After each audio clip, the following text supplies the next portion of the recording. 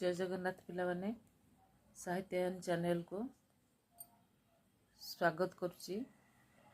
आज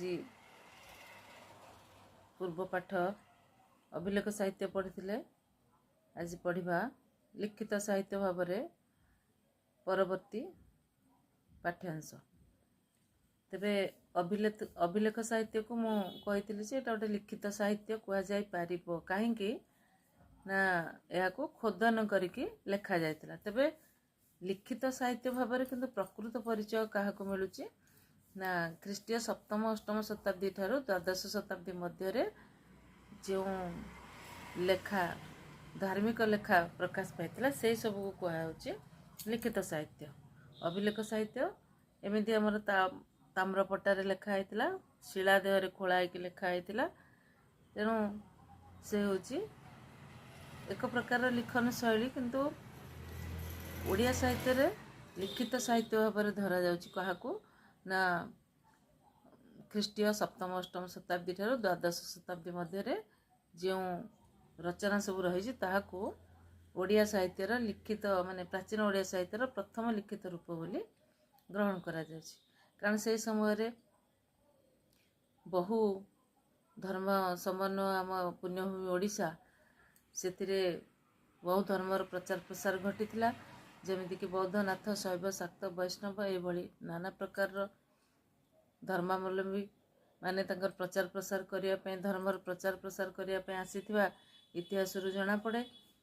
धर्म एवं आध्यात्मिकता को भित्ति करी ओडिशा तथा सारा भारत में प्राय धार्मिक साहित्यर उन्मेष से समय घटिला विकास लाभ मध्य कला। प्रकृतिर जो माने धर्म प्रचार करने आसुथिले सेमानकर मुख्य उद्देश्य थिला जो धर्म से प्रचार कर से धर्मर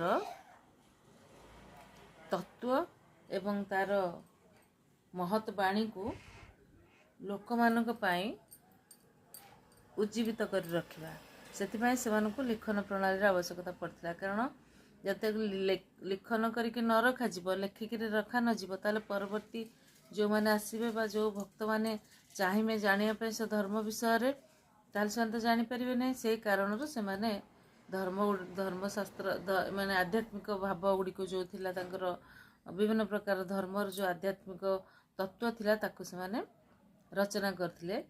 से सारा भारत रे ओडिशा केवल नुहे सारा भारत रे धार्मिक साहित्यर उन्मेष विकास घटिला।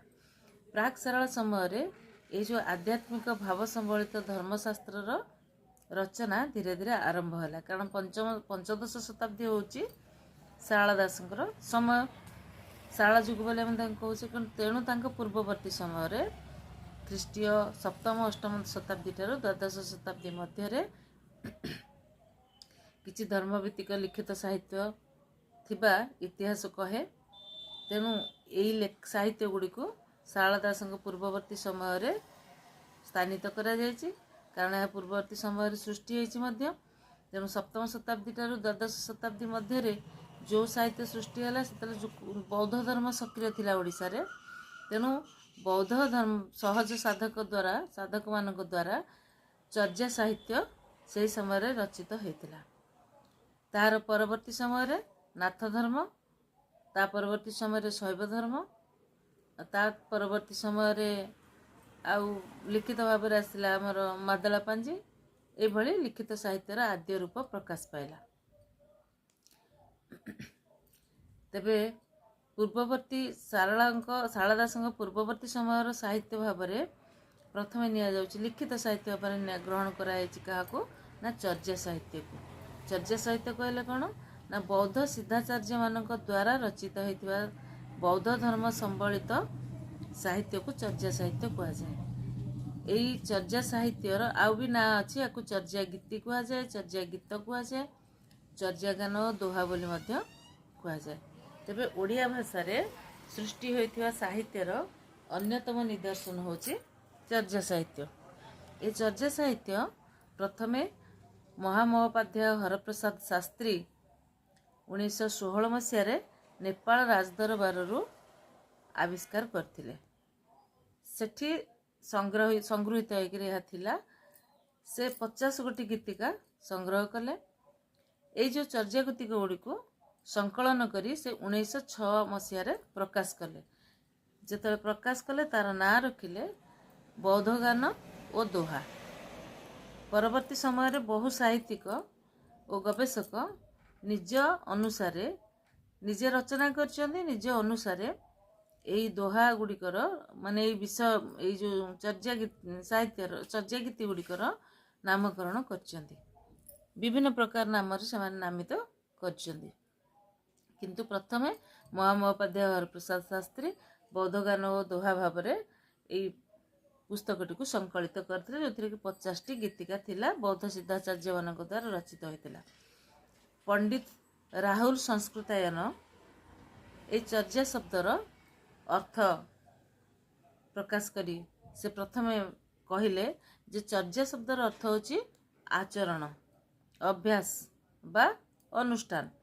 संगीतर रागरागिणी सहित यही गीतिका गुड़ी को बा गीति गुड़ी को बुली बुली गान करा जाउथबार मध्य यहाकू चर्या गीतिका कुहा जाउथला।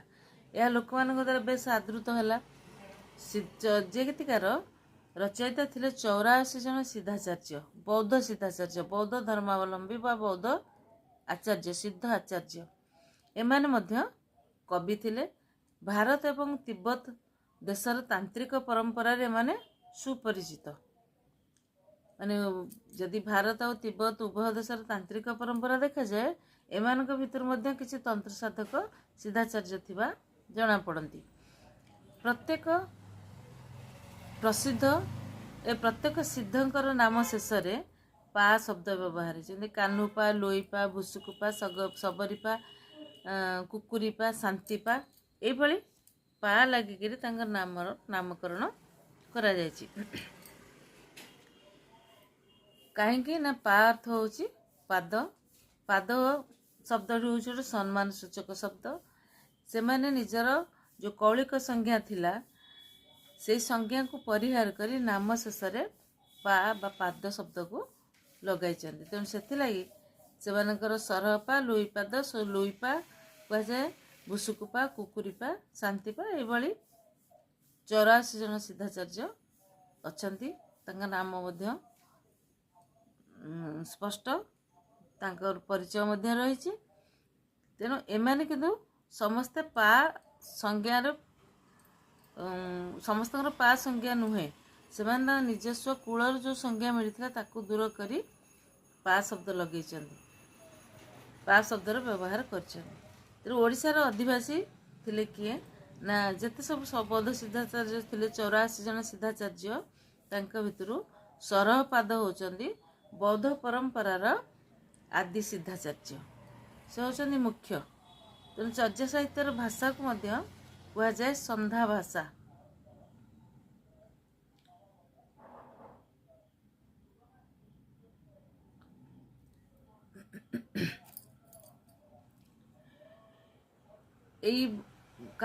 कहीं संधा भाषा बोली कहुई। संधा भाषा कहबार अर्थ है संधि बा जोड़िबा। आउ केते जन यहाँ कौन कहती संध्या भाषा। ते महामहोपाध्याय हरप्रसाद शास्त्री तांका मतरे चर्या साहित्यर जो भाषा गुड़िक से भाषा को से कहते आलो आंधारी भाषा अर्थात गोधूलीर भाषा जहाँ आलोक परी प्रकाशित और अंधकार परी गुप्त। जो गोधूली समय आसे संध्या समय आसे से आम देखी जे आलोक आसुथुब एवं अंधकार मध्य आलोक जाउथुब अंधकार आसुथुब। से कहते आलोक जेपरी प्रकाशित अंधकार सेपरी गुप्त। तेणु अंधार एवं आलोक को जोड़बार समय सेटा को संधिबार समय बोली मध्य कहा जाए। से भली ओडिया ये जो रचनाटी सिद्धाचार्य माने जो चर्या गीतिका रचना करछन्ती से चर्या गीतिका गुड़िकर चर्या गीतिका गुड़िकर सेमिति माने दुईटी अर्थ रोची बा संधिबार अर्थ दुईटी अर्थ रोची। जमती कि प्रथमटी हूँ सहज सरल एवं आक्षरिक आ द्वितीय अर्थटा हूँ निगूढ़ तात्विक एवं दार्शनिक। अन्य थे कह गले संधिबार अर्थ हूँ जोड़िबा। तेणु चर्या साहित्य ଚର୍ଯ୍ୟ ସାହିତ୍ୟର ଭାଷାକୁ ସନ୍ଧ୍ୟା ଭାଷା ବା ସାନ୍ଧ୍ୟ ଭାଷା କହିବାର କାରଣ ହେଲା ସେଇ ଭାଷା ଦୁଇଟି ଅର୍ଥ ବହନ କରୁଛି। ପୂର୍ବ ବର୍ଷ ହେଉଛି ପୂର୍ବ ଦୁଇଟି ଯେଉଁ ଅର୍ଥ ବହନ କରୁଛି।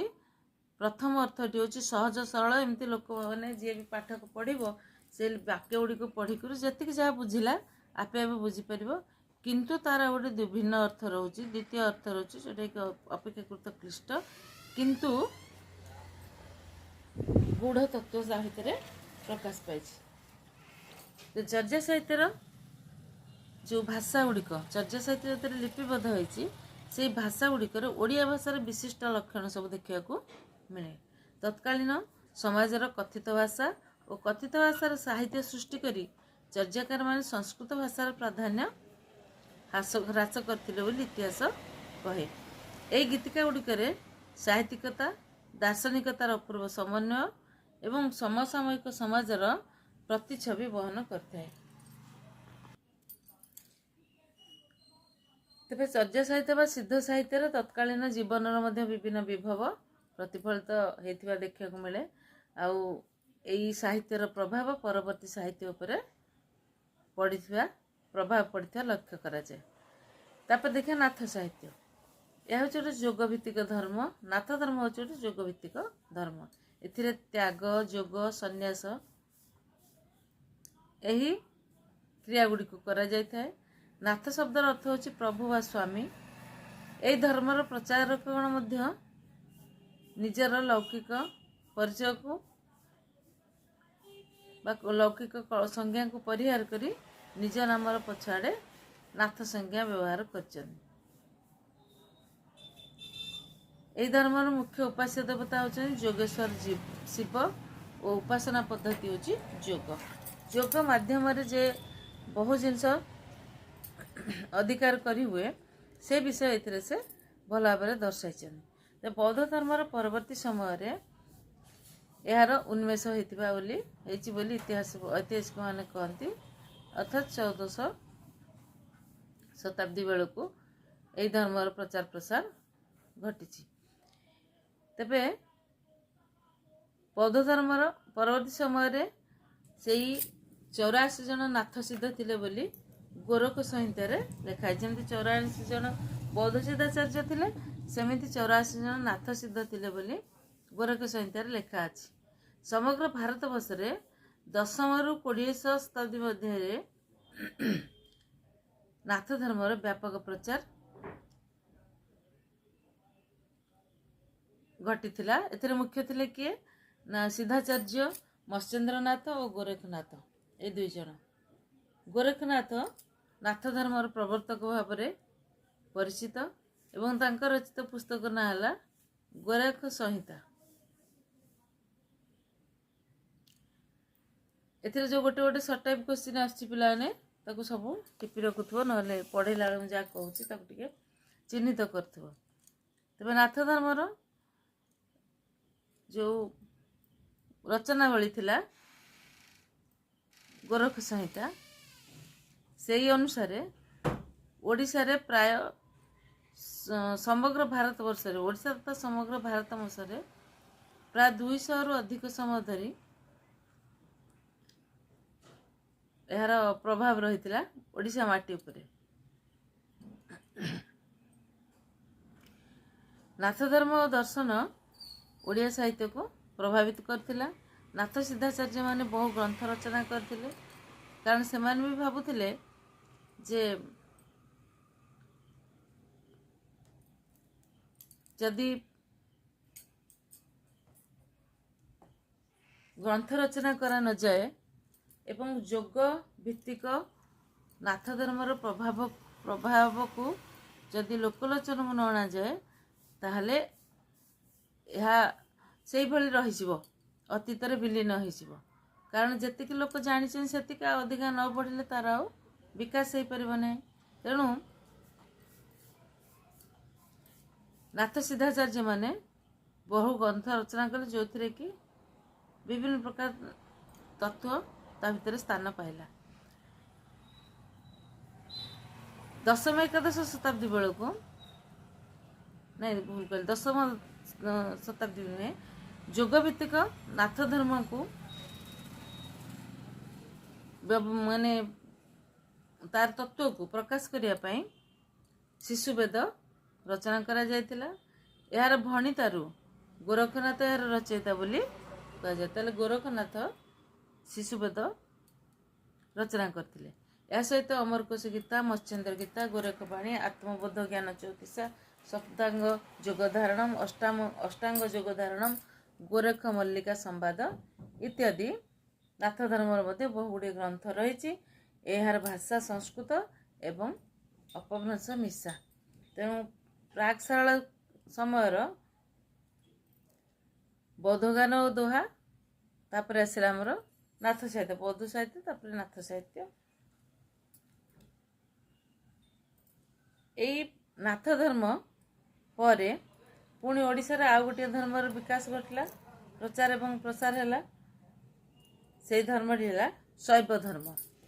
এই ଶୈବ ଧର୍ମ ଲୋକମାନଙ୍କର ଜୀବନ ପ୍ରଣାଳୀକୁ ବିଶେଷ ଭାବରେ ପ୍ରଭାବିତ କଲା। ଏହାର ଉତ୍ପତ୍ତି କାଳ ବିଷୟରେ କୌଣସି ସୂଚନା ନାହିଁ ବା ଇତିହାସ ନୀରବ। ଓଡ଼ିଶାରେ ଶୈବ ଧର୍ମର ପ୍ରଚଳନ ବହୁ ପ୍ରାଚୀନ। 10ମ ଏକାଦଶ ଶତାବ୍ଦୀକୁ ଶୈବ ଧର୍ମର ସୁବର୍ଣ୍ଣ ଯୁଗ ବୋଲି ମଧ୍ୟ କୁହାଯାଏ।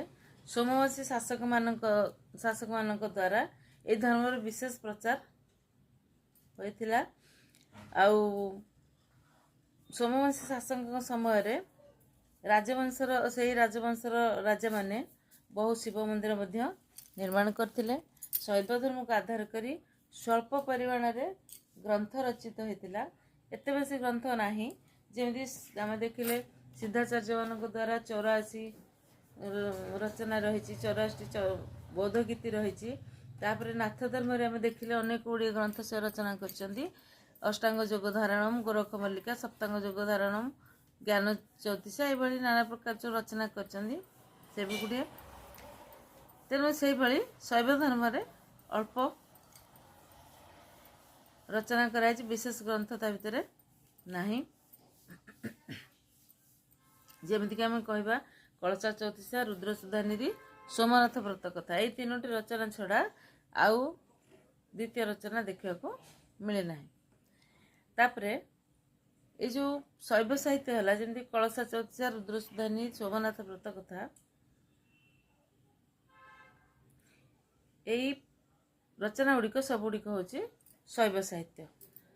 ତେବେ କଳସା ଚୌତିସାର ଆବିଷ୍କାର ହେଇଥିଲା 1931 ମସିହା। ରଚନା ସମୟ ବିଷୟରେ ଇତିହାସ ନୀରବ, କିନ୍ତୁ ଯେବେ ମିଳିଲା ତାର ସମୟ ହେଉଛି 1931 ମସିହା। ବିଚ୍ଛନ୍ଦ ଚରଣ ପଟ୍ଟନାୟକଙ୍କ ଦ୍ୱାରା ଏହା ରଚିତ ହୋଇଥିଲା ବୋଲି କୁହାଯାଏ। ସେ ଆବିଷ୍କାର କରିଥିଲେ ବିଚ୍ଛନ୍ଦ ଚରଣ ପଟ୍ଟନାୟକ, କିନ୍ତୁ ଏହାର ରଚୟିତା ହେଉଛନ୍ତି ବର୍ଷା ଦାସ। ଏଥିରେ 34ଟି ପଦ ବିଶିଷ୍ଟ ରଚନା ରହିଥିବାରୁ ଏବଂ ଏହା ଚୌତିସା ରଚନାର ନିୟମ ଅନୁସାରେ ରଚିତ ହୋଇଥିବାରୁ ଏହା ଏକ ସାର୍ଥକ ଚୌତିସା। ଶିବ ଓ ପାର୍ବତୀଙ୍କ ବିବାହ ପ୍ରସଙ୍ଗ ଏଥିରେ ବର୍ଣ୍ଣିତ। ଏହାର ଭାଷା ହେଉଛି ସହଜ, ସରଳ ଏବଂ ସୁବୋଧ୍ୟ। ଆଉ ଏହାର ରାଗ ହେଉଛି ମାଳବ ବା ବରାଡ଼ି। ତେବେ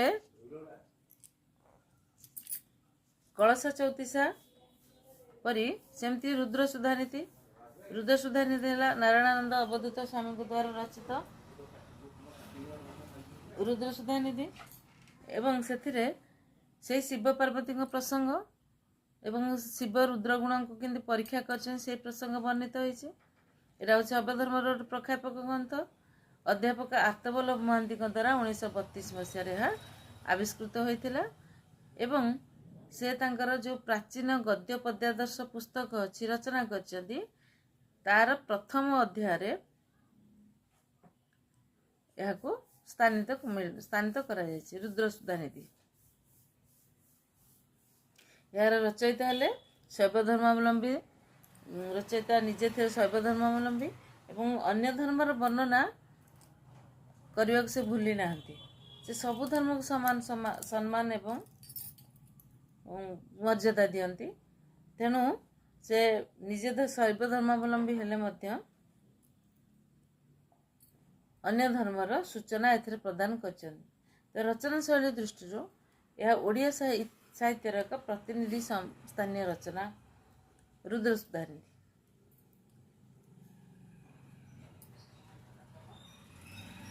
ଗ୍ରନ୍ଥଟି ଗଦ୍ୟରେ ଲିଖିତ ହୋଇଥିଲେ ଏହା ହେଉଛି ପଦ୍ୟାତ୍ମକ, କାରଣ ଗଦ୍ୟ ପଦ୍ୟ ମିଶ୍ରିତ ଭାଷାରେ ରୁଦ୍ରସୁଧାନୀତି ରଚିତ ହୋଇଛି। ଓଡ଼ିଆ ସାହିତ୍ୟର ପ୍ରଥମ ଗଦ୍ୟ ରଚନା ଭାବରେ ମଧ୍ୟ ଏହାକୁ ଗ୍ରହଣ କରାଯାଏ, କାରଣ ପଦ୍ୟ ଓ ଗଦ୍ୟ ମିଶିକି ରହିଛି, ତେଣୁ ଏହାକୁ ଗଦ୍ୟ ରଚନା ଭାବରେ ଗ୍ରହଣ କରାଯାଉଛି। ଡକ୍ଟର କରୁଣାକର ଏହି ପୁସ୍ତକ ଉପରେ ମନ୍ତବ୍ୟ ଦେଇଛନ୍ତି ଯେ ଏହି ପ୍ରାକୃତିକ ବର୍ଣ୍ଣନା ଯେପରି ନୈସର୍ଗିକ ସେହିପରି ସରଳ ଓ ତରଳ ଭାବରେ ତାହା ରହେ। ଏଥିରେ ଭାଷା ସାହିତ୍ୟ ମଧ୍ୟ ଅତି ସରଳ, ଭାଷା ମଧ୍ୟ ଅତି ସରଳ ଆଉ କୋମଳ, ମଧୁର ଏବଂ ଉଦାର। ନାରାୟଣାନନ୍ଦ ଅବଧୂତ ସ୍ୱାମୀଙ୍କର ଶୈଳୀ ଏବଂ ଭାବ ମଧ୍ୟ ରୋଚକ ଏବଂ ସାଂସ୍କୃତିକ। କୌଣସି ପାଠକ ତାକୁ ପଢ଼ିଲେ ପାଠପଢ଼ା ଭିତରେ ଅଟକିଯିବ ନାହିଁ, ସେ ନିଶ୍ଚିତ ବିଷୟକୁ ଆଗ୍ରହ ସହିତ ସମାପ୍ତ କରିବେ। ତେଣୁ ଯେଉଁ ନାରାୟଣାନନ୍ଦ ଅବଧୂତଙ୍କର ଯେଉଁ ଶୈଳୀ ଏବଂ ଭାବ ରୋଚକ ଏବଂ ସାଂସ୍କୃତିକ, ଏହି ଗ୍ରନ୍ଥଟି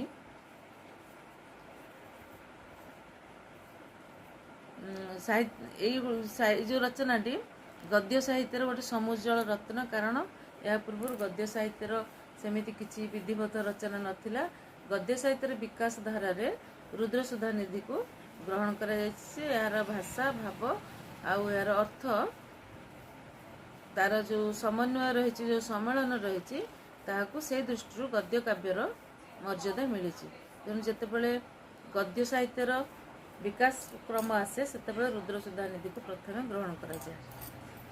ଏହି ରୁଦ୍ରସୁଧାନିଧିରେ ଯେଉଁ ଭାଷା ଗୁଡ଼ିକର ବ୍ୟବହାର କରାଯାଇଛି, ତାହାର ନବୀନ, ତାର ଯେଉଁ ଅର୍ଥ, ତାର ଶୋଭାଭକ୍ତି, ତାର ରସର ସ୍ଫୁଟତା, ବର୍ଣ୍ଣବିନ୍ୟାସରେ ଯେଉଁ କାନ୍ତ କୋମଳତା ରହିଛି, ସେ ଗ୍ରନ୍ଥକୁ ମଞ୍ଜୁଳ, ରସାଳ ଏବଂ ମନମୋହନ କରିପାରିଛି, ଯେଉଁଥିପାଇଁ କି ଏହା ପାଠକୀୟ ଆଦୃତି ମଧ୍ୟ ଲାଭ କରିଛି। ଏହି ସମୟ ବେଳକୁ ଓଡ଼ିଆ ଭାଷା ଧୀରେ ଧୀରେ ତାର ନୂତନ ରୂପକୁ ଧାରଣ କରିଛି ଏବଂ ବିକଶିତ ଅବସ୍ଥାକୁ ଆସିଛି। ଆମେ ଚର୍ଯା ସାହିତ୍ୟରେ ଭାଷା ଦେଖିଥିଲେ ଯେ ଅପଭ୍ରଂଶ ଭାଷା ଥିଲା, ସେଥିରେ ଓଡ଼ିଆ ଶବ୍ଦର କିଛି କିଛି ଦେଖାଯାଉଥିଲା, ଓଡ଼ିଆ ଭାଷାର କିଛି କିଛି ଅଂଶ ଦେଖାଯାଉଥିଲା। ତେଣୁ ତାକୁ ଓଡ଼ିଆ ଭାଷାର ପ୍ରାଚୀନ ବା ଭାଷା ଦୃଷ୍ଟିରୁ ଦେଖିବାକୁ ଗଲେ ଓଡ଼ିଆ ଭାଷାର ପ୍ରଥମ ରଚନା ହେଉଛି ଚର୍ଯା ଗୀତିକା, ବୌଦ୍ଧ ସାହିତ୍ୟର ଚର୍ଯା ଗୀତିକା ବା ବୌଦ୍ଧ ଗାନ ଓ ଦୋହା। ତାକୁ ପ୍ରଥମ ଭାଷାର ଆଦି ନିଦର୍ଶନ ବୋଲି କୁହାଯାଉଛି। ଯଦି ଆମେ ରଚନା ଦୃଷ୍ଟିରୁ ଦେଖିବା, ଲିଖିତ ସାହିତ୍ୟ ଦୃଷ୍ଟିରୁ, ତାହେଲେ ବି ବୌଦ୍ଧ ସାହିତ୍ୟ ହେଉଛି ପ୍ରଥମ ଲିଖିତ ସାହିତ୍ୟ। ଏବଂ ପ୍ରାଚୀନ ସାହିତ୍ୟ ଭାବରେ ଯଦି ଦେଖିବା, ଧର୍ମଭିତ୍ତିକ ସାହିତ୍ୟ, ତାହେଲେ ମଧ୍ୟ ଆଦି ସାହିତ୍ୟ ଭାବରେ ତାକୁ ପ୍ରାକ୍ ସାରଳ ଯୁଗର ଅପଭ୍ରଂଶ ସାହିତ୍ୟ ଭାବରେ ମଧ୍ୟ ଚର୍ଯା ଗୀତିକା ଗ୍ରହଣ କରାଯିବ। ପରବର୍ତ୍ତୀ ସମୟରେ ଏଇଭଳି ବିଭିନ୍ନ ପ୍ରକାରର ଯେଉଁ ରହିଛି ଆମର ଧର୍ମଭିତ୍ତିକ ସାହିତ୍ୟ, ତାହା ଦେଖିବାକୁ ମିଳିଛି। ସେଥିରେ ରୁଦ୍ରସୁଧାନିଧି ପରେ ଆଉ ଗୋଟେ ଶୈବ ସାହିତ୍ୟ ହେଲା ସୋମନାଥ ବ୍ରତ କଥା, କାରଣ ଓଡ଼ିଶାର ଧର୍ମ ଦର୍ଶନ ହିନ୍ଦୁ ସଂସ୍କୃତି ଅନୁସାରେ ପ୍ରଚଳିତ। ତେଣୁ ଋତୁ ଅନୁସାରେ ବହୁ ପର୍ବପର୍ବାଣି ଓଡ଼ିଶାରେ ପାଳନ କରାଯାଏ। ଏହି ପାଳନର ପ୍ରକ୍ରିୟା କେଉଁ କାଳରୁ ଆସିଛି, କେବେ ସୃଷ୍ଟି ହୋଇଛି, କାହା ଦ୍ୱାରା ସୃଷ୍ଟି ହୋଇଛି, ସେ ସମ୍ବନ୍ଧରେ ଇତିହାସ ହେଉଛି ନୀରବ। ତେଣୁ ସାମାଜିକ ମଣିଷ ତା ହୃଦୟରେ ଆଧ୍ୟାତ୍ମିକ ଭାବର ଉଦ୍ରେକ କରିବା ନିମନ୍ତେ ସେମାନଙ୍କର ସରଳତା, ସେମାନଙ୍କର ଯେଉଁ ଭାବ ରହିଛି, ଆଧ୍ୟାତ୍ମିକ ଭାବ ରହିଛି, ତାହାକୁ ଉଜ୍ଜୀବିତ କରି ରଖିବା ପାଇଁ ସେମାନେ ଯେଉଁ ଓଷା ବାର ପାଳନ କରୁଛନ୍ତି ବର୍ଷ ସାରା, ତାକୁ ଦୃଷ୍ଟିରେ ରଖି ଲେଖକ ଏବଂ କବିଗଣ ସର୍ବଜନବୋଧ ଭାଷାରେ ସୁନ୍ଦର ଏବଂ ଉପଦେଶାତ୍ମକ କାହାଣୀ ସମ୍ବଳିତ କିଛି କଥା ପ୍ରକାଶ କରିଥାନ୍ତି। କଥା ଶୈଳୀରେ ଏହି ଓଷା ଏବଂ ବ୍ରତ ରଚନା କରାଯାଇଥାଏ। ପ୍ରାୟ ସମସ୍ତ ଓଷା ବ୍ରତର କାହାଣୀର ଶୈଳୀ ଏବଂ ବିଷୟବସ୍ତୁ ପଠନ କଲାବେଳେ ଗୋଟିଏ ପ୍ରକାରର ମନେ ହୁଏ। ତାରି ମଧ୍ୟରୁ ସୋମନାଥ ବ୍ରତ କଥା ଗୋଟିଏ। ଏହା ହେଉଛି ଶୈବ ଧର୍ମ ପ୍ରଖ୍ୟାପକ ଗୋଟିଏ ଗଦ୍ୟ ଗ୍ରନ୍ଥ। ଯେମିତି କହିଲି, ରୁଦ୍ରସୁଧାନିଧି ହେଉଛି ପ୍ରଥମ ଗଦ୍ୟ ଗ୍ରନ୍ଥ। ଓଡ଼ିଆ ସାହିତ୍ୟର ବା ଗଦ୍ୟ ସାହିତ୍ୟର ବିକାଶ ଧାରାରେ ପ୍ରଥମେ ଆସିବ ରୁଦ୍ରସୁଧାନିଧି, ତାପରେ ଆସିବ ସୋମନାଥ ବ୍ରତ କଥା। ଏହି ଗ୍ରନ୍ଥଟିରେ ଶିବ ପାର୍ବତୀଙ୍କ କଥୋପକଥନ रही माने शिव पार्वती कथोपकथनरू ए ग्रंथर आरंभ। अध्यापक आत्मबल्लभ महांती द्वारा यह 1932 मसीह किछि अंश ये ग्रंथर मिलता, यही व्रतकथार किछि अंश मिलता जहाक कि प्राचीन गद्य पद्यादर्श संकलित करा जायछि। तापरे जानकी बल्लभ महांती सोमनाथ व्रतकथा 1968 मसीह संपूर्ण रूप से प्रकाश करथिले। यह गद्यशैली रचित होइतिले मध्य जेतेबेले पाठक याकु पाठ करती श्रोता मानकु शुणेबा पई ताकु आवृत्ति करिथांती। यह रचनाटी संपूर्ण भाव में ओडिया भाषा रचित। गद्य साहित्यर दुर्बल गद्य परंपरा एथिरे देखा मिले। भाषा तत्व और धर्मतत्व दृष्टि जदि आम आलोचना करवा ताले निश्चित भाव में यह गोटे उत्कृष्ट रचना। तेरे पिलामाने आज एतिक थाऊ ए क्लासटी। या पर आम पुणी नेक्स्ट पाठ्यांश पढ़ा परवर्ती समय। धन्यवाद।